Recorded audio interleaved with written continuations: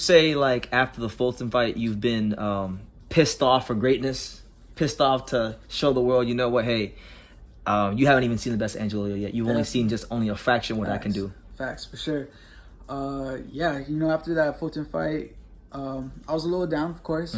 First loss. Who wouldn't be, you know? Yeah, who wouldn't be, right? But as soon as I got back in the gym, you know, I wanted those titles. You know, I wanted back. I want to prove to people. You know, I made a career off of proving people wrong. Yeah. So, you know, I could do it again. If I did it once, I'll do it again, and I'll prove to people that I could become a world champion once again. And that right there shows that I could be that I am a true champion, and that I belong in this level of boxing. Yeah, the top level of boxing, the creme de la creme elites. Right. You know.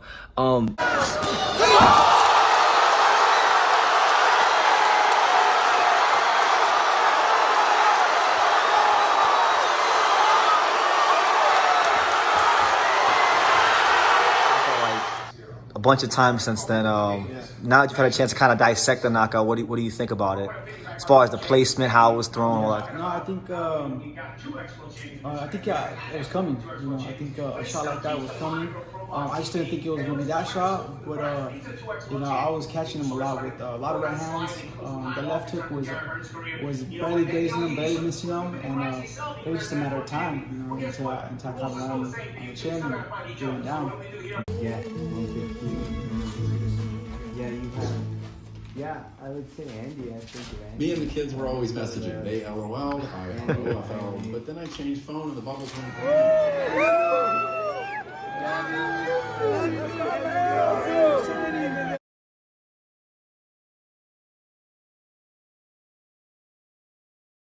James Twin for the Untouchable, True School Sports.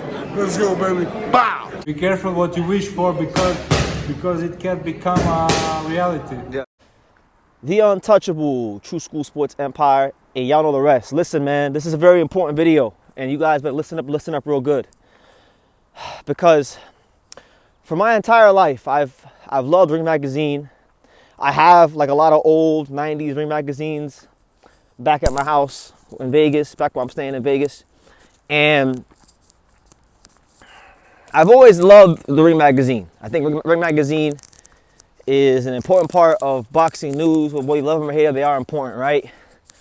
And so I was so convinced back in August that there was no way, there was no knockout that boxing could produce that would be better than what Angelo Leo did against Bernardo Lopez in Albuquerque, New Mexico. I mean, you talk about a knockout that's an absolute home run, slam dunk, knockout of the year candidate. That's the knockout. I mean, knockout as an underdog, knockout for the world title, a one-punch knockout, the knockout over the longest reigning champion in the division at the time, a knockout that literally gave the opponent, Bernardo Lopez, a brain bleed. He literally almost, his life was in danger. He could have died from that knockout. It was the most destructive knockout in a big fight in 2024. And it was for a world title against a guy that was a reigning champion, not like Dubois. They gave the award, Ring Magazine gave the award to Daniel Dubois, who I like Daniel Dubois. Dubois is someone I met in real life. I'm a fan of him. I'm happy he's turned his career around. I love Dubois, I got a lot of time for him. But if we're just being honest, when you look at all the knockouts that were nominated, Tank versus Frank Martin, Ashton Silva, or Lucas Body versus Ashton Silva, Bruno Suarez versus Jaime Munguia, and that one. That was the wackest knockout out of all of them. In terms of like the devastation of the knockout, it wasn't those other knockouts. Just being honest, if you were going to give the knockout of the year to anybody, the only acceptable answer would have been Lucas Body against Ashton Silva, because again, it was a surprising knockout, it was a devastating knockout, and the opponent who was a favorite hasn't really seen or been heard from, and that's Ashton Silva. So I would have been happy if they would have did that. But with them giving this award to Daniel Dubois, it just makes me, it makes me feel like this whole award ceremony, it was just all for Turki Al-Sheikh to award his fighters. I mean, most of the fighters that won awards were Turki Al-Sheikh fighters, you know. Some deserving, like Usyk, of course, deserved his Fighter of the Year award. I'm not griping about that one, but this is ridiculous. The reason, like, this is fucking ridiculous because you guys, the boxing fans, always say you guys want fighters to fight the best. You want guys to stay active. You want guys to be in exciting fights. And then here comes a guy like Angelo Leo who goes ahead and does that. I remember being here on YouTube in the build-up to that fight, and a lot of people were saying that he wasn't going to beat Venado. The odds makers even made him as much as what was it, like a 5-1 or 7-1. It was a pretty wide odds when the odds first opened.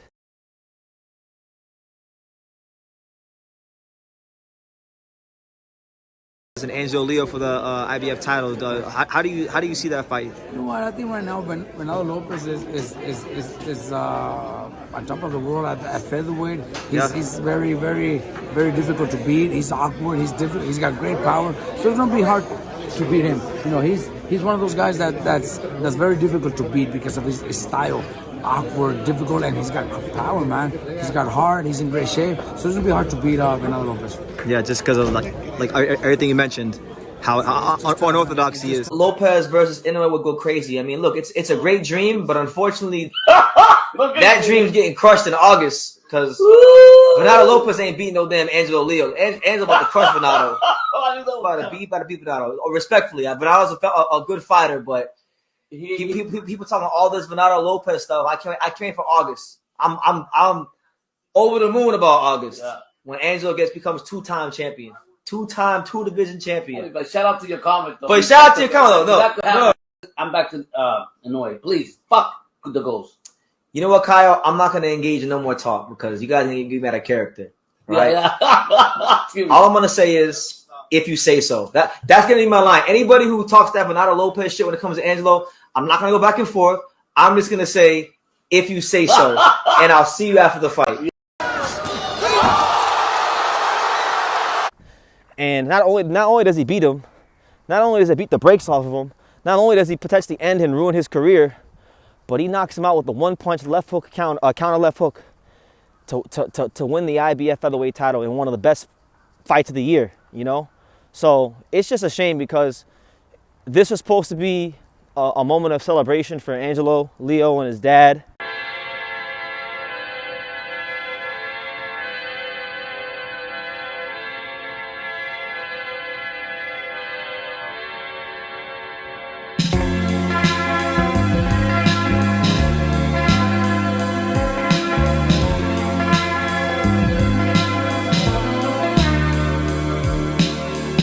This is supposed to be a way for boxing to properly honor what was the best knockout of 2024 in the, you know, and I think Ring Magazine didn't do their job. So part of me is like, yo, Turkey Al Sheikh, it's his fault, right? I want to point the finger at him, but then I can't do that because when I look at the other awards, somehow Raymond Ford versus Komatov won the award for Fight of the Year, which I thought was correct. I thought that was the best fight of 2024. So when I see that, then it can't just be all Turkey. It has to be the Ring Magazine writers. And if that's the case, you know, then I apologize. I apologize for taking the Ring Magazine staff seriously. I thought they knew boxing, you know. And I know some guys on the Ring Magazine staff. I know Jake Donovan. I mean, I don't know him, like we're not like friend buddy, but we're cool. You know, he's some guy that I see at fights sometimes, and I respect him. Hans Stemestol, another guy that I respect a lot. I know guys on the Ring Magazine panel, and I honestly don't even want to know. I don't even want to know who voted for this knockout, the wackest knockout that was nominated. I don't even want to know who voted for this knockout because there's no world where you're going to convince me that Daniel Dubois knocking out Anthony Joshua, who, by the way, Anthony Joshua has already been knocked out before by Andy Ruiz. Anthony Joshua's been hurt by Usyk. Anthony Joshua is not a durable fighter. In fact, a lot of people, even the ones that picked AJ, they said that they were not going to be surprised if Dubois knocked him out. And last time I checked, Anthony Joshua walked out the ring just fine. Anthony Joshua did not have a brain bleed. Anthony Joshua didn't almost die. Anthony Joshua was able to fully function after the fight. Unlike Venado Lopez, who, you know, hasn't really said much since the fight. And his career is never going to be the same. So how could a knockout that allowed the opponent to still live a functional life and have a functional career, how is that knockout greater than what Angelo did? And this is not me being biased. Like, you guys are gonna say, oh well, he's your friend and you're cool with him. Yeah, that is true. But I'm not delusional. I watch a lot of boxing, so I can tell you I watched all those knockouts, all of them, with the exception of Bruno Soares versus Jaime Munguia. I watched all those knockouts live, and truth be told, it was the most devastating knockout of the year, and it was the biggest fight of the. Not the biggest fight. It wasn't the biggest fight, but it was a big fight. It was a world title fight. He was the underdog, and like Dubois, when he beat Hrgovic, he was elevated to IBF champion. He wasn't no proven champion. Like, he wasn't no proven world champion. He hadn't been like defending the belt and showing that he's the best heavyweight in the world or anything like that. He had to use that fight to validate himself. Venato, and mind you, I'm not no big Venato fan, and he did have his flaws, but Venato had knocked out he knocked out Mick Conlon. He knocked out some guys, and he had been champion for a little bit of time, defended his belt 3 times. The Angelo fight was the 4th defense of the title. So prior to the fight, I remember a lot of people saying that Venato Lopez was the best featherweight in the division. On the screen right now, we're looking at the odds for the fight. An underdog going in. How much motivation is that for you? How much motivation is it to have people talking about you on Monday and your performance? It's a lot of motivation, because I know a lot of people have doubted me in this fight. I know I'm the underdog in this fight, so I want to prove to people that what type of fighter I am and who I am. And Angelo Leo is here to of the champions. Some people said Rafael Espinoza. Some people said him, but he was one of the guys that they were talking about. A lot, they were literally writing articles. They were writing articles about Venato Lopez and Inoue, and how Venato Lopez and Inoue was going to be the blockbuster fight that boxing needed.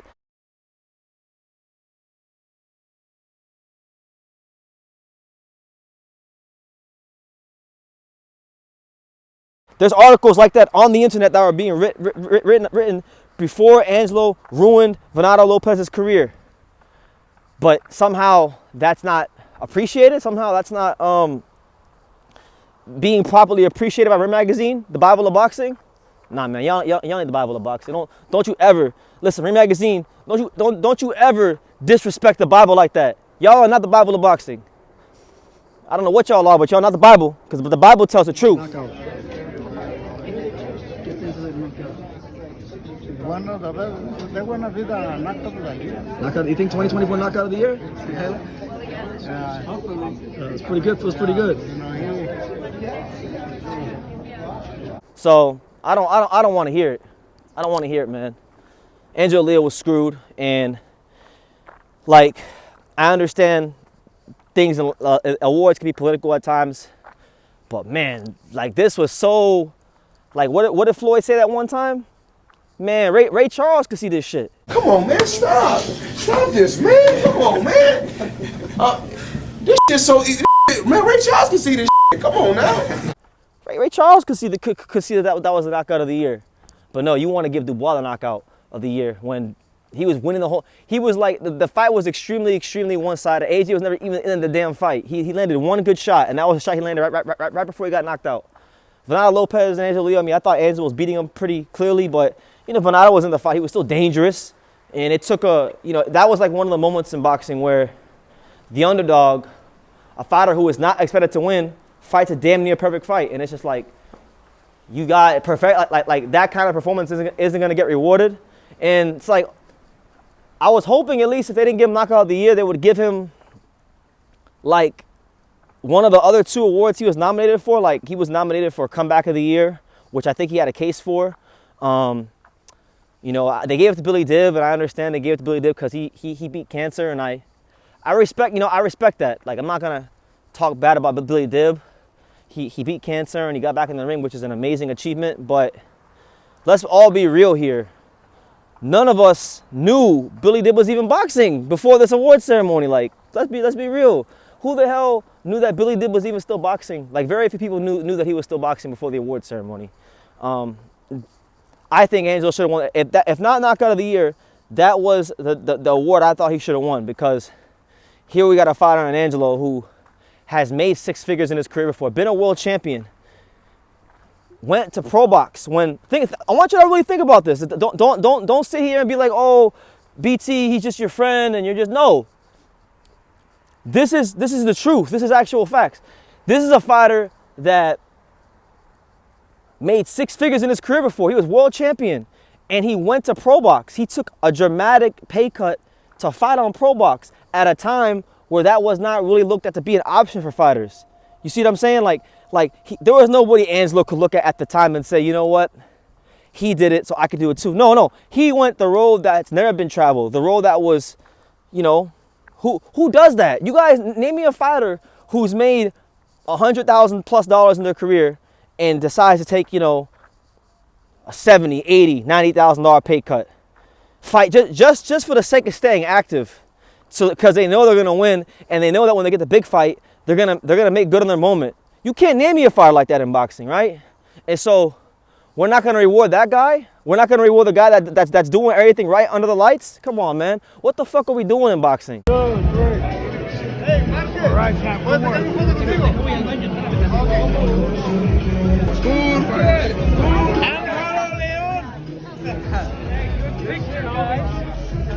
Yo, did y'all enjoy the fight? Yeah, baby! Let's go! Solid work. Hello! What are we doing? It is what it is, man. Like, Ring Magazine is still going to be a big publication. I know Turkey bought Ring Magazine now. But I'll say it like this. From this day forward, I refuse to ever take Ring Magazine serious. I've always respected Ring Magazine because they have a lot of history in boxing. They go back all the way to the days of Joe Louis. I know some guys there at the staff that know boxing. I don't know who didn't vote for Angelo Leo. To be honest with you, just to maintain some sort of peace of mind within myself, it's best I don't know, because I have to question the boxing knowledge of everyone who didn't vote for Angelo for this award. And I don't even care if it's anybody that I think has boxing knowledge. If you voted for Daniel Dubois, if you really think Daniel Dubois knocking out Anthony Joshua was a better knockout than Angelo Leo against Bernardo Lopez, then I have to question your boxing knowledge. Honestly, it's ridiculous, man. But yeah, takes these pay cuts, goes to pro box when it was not a popular thing. Now it's an outlet. Now people see that, you know, fighting on pro box, taking maybe a little bit less money to fight on a platform that doesn't pay you as much but stay active. Now that's looked at as an option for fighters that's viable. Now fighters, they know if they get to a certain place in boxing where their career's not going right, they can go to pro box. And the biggest reason why that's even a thing now in boxing is because of Angelo. And we need to make that clear. I know Angelo's not going to talk. He's not like a talkative guy. He's not going to make a big deal about it in the media. But I'll say it. The only reason why fighters even look at pro box as a legitimate route to win a world title or to make good on their career is because of Angelo. And guess what? It took someone like an Angelo who was humble enough to take these pay cuts. Hey. Yeah, he has a big tradition to follow. Yeah. Johnny Tapia, Yeah. Bob Foster. We did so many fights in this place. Wow. Well, welcome to the city again. Thank you. Good luck. Thank you. Thank you, bud. This is a fighter in Angelo, guys. Just so you know, this is a fighter in Angelo. Back in 2022, when he wasn't fighting during the whole Mayweather contract dispute, and when they weren't giving him fights and they had him on the shelf, this is someone that was laying floors. Like, he was literally doing housework, like laying tiles on floors, doing real hard labor, you know. And he came from that. He came from his career stagnating, laying floors, his career being left for dead. Couldn't get out the contract, didn't fight for 2.5 years, humbled himself, fought on pro box, took a dramatic pay cut, beat some good guys. I mean, even the knockout against Mike Plania was a good knockout. Angelo could have had like 2 knockout of the year candidates because the Mike Plania knockout was a pretty damn good knockout. Right? Stayed active, won 3 straight fights on pro box. What was it? Three fights in 5 months. Nobody showed that kind of activity. And apparently that's not enough. Apparently, like, humbling yourself, staying active, stepping up and fighting arguably the best champion in the division, knocking him out 1 punch, sending him to the hospital, giving him a brain bleed, ruining his career. Apparently that's not enough to warrant the knockout of the year. Why? Because he didn't do it for the night. Is it because he didn't knock out Anthony Joshua? Okay, Anthony Joshua's been hurt. I mean, is it because he didn't do it at Wembley Stadium? I mean, fuck are we doing in boxing, man? Listen. I tell Angelo all the time. One day, we're gonna both be in Canada in the Boxing Hall of Fame. I tell him that all the time. So I think 10, 15, 20 years from now, when his career is done and when I'm old, we'll laugh at all this. But right now, I'm not laughing. It's not a good look, because that everything people say they want in a fighter, I'm telling y'all, this is it. This is one of them guys. There's obviously a lot of great fighters in boxing, but what I mean is, in terms of mentality, in terms of the story, in terms of his approach to boxing, people, I hear it so many times on YouTube. Oh, this guy, we want a guy that fights the best. We want a guy that doesn't talk shit. We want a guy that's a humble champion. We want a guy that stays active. We want a guy that's exciting, right? And Angelo's ticking he's ticking all them boxes. 2-division champion, And that's not enough for Ring Magazine. So, I don't know who voted for Dubois. I'm wagging my finger at all you guys. And I honestly, just for the sake of me maintaining my respect and not flipping out, I don't even want to know who voted for Dan Dubois, to be honest with you. I want to still maintain my respect for some of the writers of Ring Magazine, because I have to question everybody who writes for Ring Magazine's boxing knowledge now. All of them. Everyone. And I hate to say it like that, because I do respect a lot of people at Ring Magazine, but I'm beside myself. I'm honestly beside myself. And if I'm passionate, I have a right to be passionate. I feel like I earn the right to be passionate about this, because when Angelo, forget the Venado fight. Yeah, I was in training camp with Angelo. Like I was part of the team, and obviously Miguel and Angelo did mostly everything. I just they'd ask me for some suggestions from me and my friend Johnny and other people in the camp about the game plan. But I was part of the camp. I seen that, right? But forget training camp. Forget the pro box fights. I was there when Angelo wasn't fighting, when nobody cared, when like he was irrelevant in boxing for them 2.5 years. I was around him. Make sure to keep an eye on him. Yeah. Follow him. Yeah, Angelo Leo right here. The future two-time champion. Yes, sir, 2-time. On his road to redemption, man, to become new champion of the world. Ain't no former. The current. And we got Former. And still, he's coming. He coming back for all the smoke. They coming to put you guys in that dialysis bag. Straight up. I have a pretty good idea of what his life was like at that time. And just to see what he came from there and seeing where he's at now, it's like, that gives you inspiration in your own life. That really does. And when you see how hard he works and what he gives to the sport, and you see people try to diminish him or not give him the credit that he's earning in the ring, it's not like he's just talking here and he's not going out there and earning it. He's earning it. He's giving you guys multiple one-punch knockouts in 2024. He's won the world title in a very exciting fight. He's not out here talking trash about other fighters. He's very respectful. He carries himself like a champion. How could you not be eager to give a guy like that, knockout of the year, especially when it's a knockout that almost killed a guy and literally gave him a brain bleed? I got to keep emphasizing the fact that he almost killed Venado Lopez.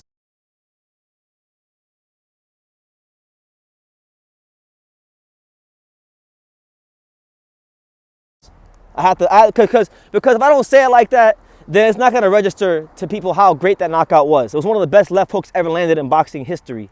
And I don't say that lightly. It was a great left hook. One of the greatest left hooks ever.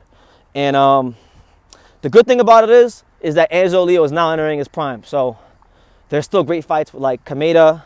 Who, by the way, I got to talk about Kameda, because he's been running his mouth too much on Twitter and social media. And I got something to say about Kameda. But like, you got Kameda coming up. You got, hopefully Rafael Espinoza, hopefully Bruce Carrington, maybe, Nick Ball.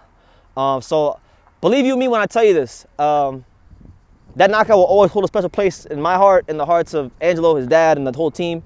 But I believe there's more of those to come. I believe there's more great knockouts and even better moments to come.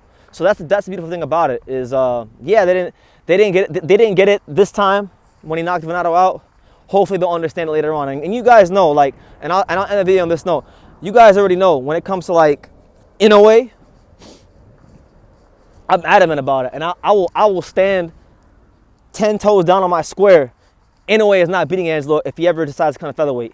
And so you can take that how you want to take it. But we got something for him, so he better think twice before he want to come up to featherweight. Because if he does, you know, he's a great fighter, obviously, we respect him. But he's gonna be in for the fight of his life, and he better be ready. Because I'll tell you one thing, we're ready. And I'll leave it at that. I hope you guys support Angelo. Keep supporting me. Keep supporting the channel. Keep supporting boxing. These are just my real thoughts and my real passion for boxing. So don't take it as disrespect. This is just honesty. People in life always ask for honesty. They ask for people to keep it real. And then when someone comes along like me and keeps it real, then they got a problem with it. So, you know, keep working hard, Angelo. Keep working hard, Miguel. In due time, in due season, you'll get the recognition you deserve as the years go on. So, yeah, should have won knockout of the year. It is what it is. But like the old song says, life goes on. So, yeah, leave your comments down below. Do any of you guys out there agree with me? Like, do you think that I'm out of pocket here? Why do you think Dubois' knockout over AJ was better than Angelo's? Because you can't tell me it was a better knockout because it was more devastating. It wasn't.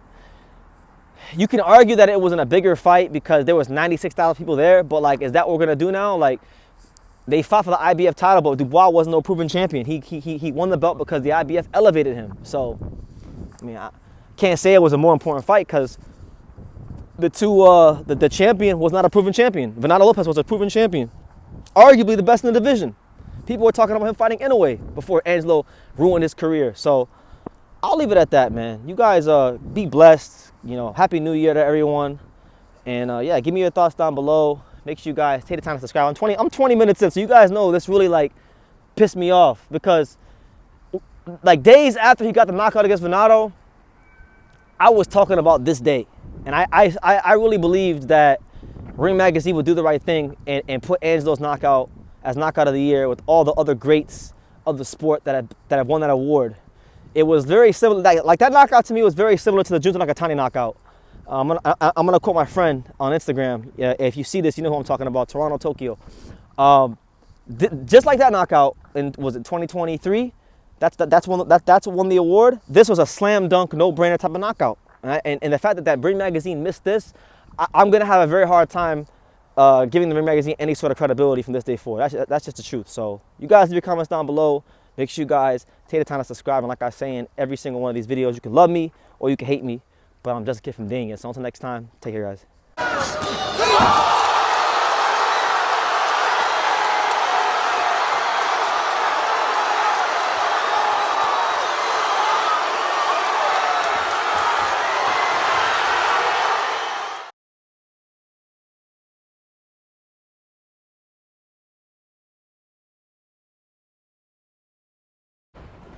Thank you for watching another video on the untouchable True School Sports Empire. For more great boxing content just like this, make sure you click right over here.